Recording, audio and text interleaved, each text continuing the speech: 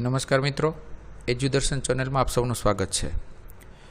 મિત્રો, આજે આપણે આ વિડીયોની અંદર પરિણામપત્રક, પ્રગતિપત્રક કઈ રીતે તૈયાર કરશું એની સમજ મેળવવાના છીએ। મિત્રો, આપણે આગળના વિડીયોની અંદર ડેટા એન્ટ્રી, પત્રક એ અને પત્રક બી ઓટોમેટિક અને મેન્યુઅલી કઈ રીતે તૈયાર થાય એની સમજ મેળવેલી હતી। તો મિત્રો, આ એક સિંગલ યુઝર પ્રોગ્રામ છે કે જે કોઈ પણ એક પીસી ઉપરથી જ પ્રિન્ટ તમે કાઢી શકશો। જે તમે સોફ્ટવેર કઈ રીતે એક્ટિવેટ કરવો તે વિડીયોની અંદર સમજી ગયા છો। તો મિત્રો, હવે આપણે જે પત્રક એ અને પત્રક બી જે તૈયાર કરેલા છે ઓટોમેટિક કે મેન્યુઅલી, એના માર્ક્સ છે પત્રક સી એટલે કે પરિણામ પત્રકની અંદર કઈ રીતે આપણે મેળવશું તેની સમજ જોઈએ। મિત્રો, તો પરિણામ પત્રક અહીંયા જે તમે ઉપર મેનુ જોવો છો પરિણામ પત્રક, એનું મેઇન પેજ છે આ છે કે જ્યાં તમારા વિદ્યાર્થીઓની જે તારીખ છે, મેળવેલા ગ્રેડને આધારે તારીખ છે એ તૈયાર થતી હોય છે।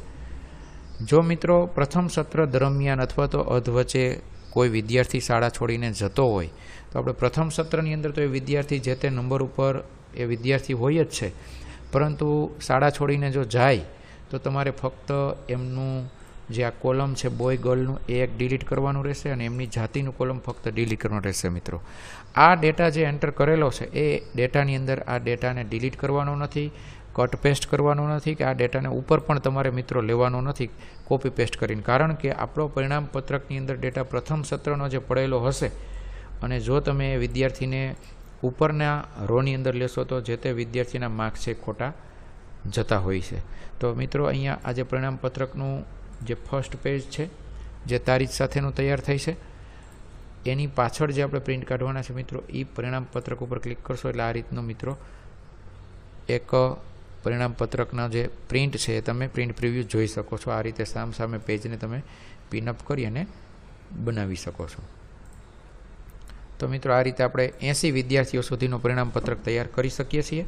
હવે મિત્રો તમે જોશો તો જો તમારે ફક્ત પ્રથમ સત્રના માર્કની જ એન્ટ્રી કરેલી છે, જેની અંદર તમે રચનાત્મક મૂલ્યાંકન, સત્રાંત મૂલ્યાંકન અને સ્વ અધ્યયનના માર્ક એન્ટર કરેલા છે, તો અહીંયા તમને એટલા માર્ક જ ડિસ્પ્લે થશે।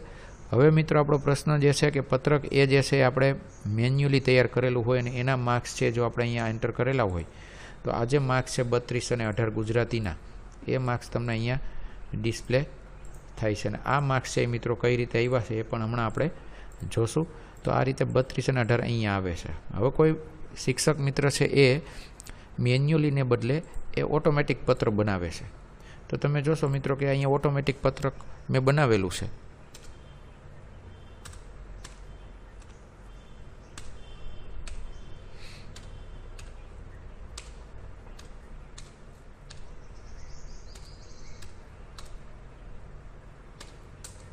તો આ રીતે મિત્રો જો જેનું કાઉન્ટિંગ થઈને અહીંયા માર્ક પત્રક એના ગુજરાતી વિષયના માર્ક અહીંયા આવેલા છે। હવે આ મિત્રો આ માર્ક છે આપણે અહીંયા લેવા હોય તો તમારે ફક્ત અહીંયા પત્રક એના ગુણ કેવી રીતે મેળવવા માગો છો એને તમારે મેન્યુઅલમાંથી ઓટોમેટિક કરશો એટલે એ રીતે એના માર્ક જુઓ તમે અહીંયા આવી ગયા છે। દરેક વિદ્યાર્થીના તમારે ત્યાં પત્રકને ઓટોમેટિક તૈયાર કરવાનું રહેશે, તો જેથી કરીને માર્ક્સ અહીંયા આવી જશે પત્રક એના। મિત્રો, સ્વ અધ્યયનના માર્ક્સ તો તમારે અહીંયા જ એન્ટર કરવાના રહેશે, જે અહીંયા ઓટોમેટિક પત્રક સીની અંદર આવી જશે।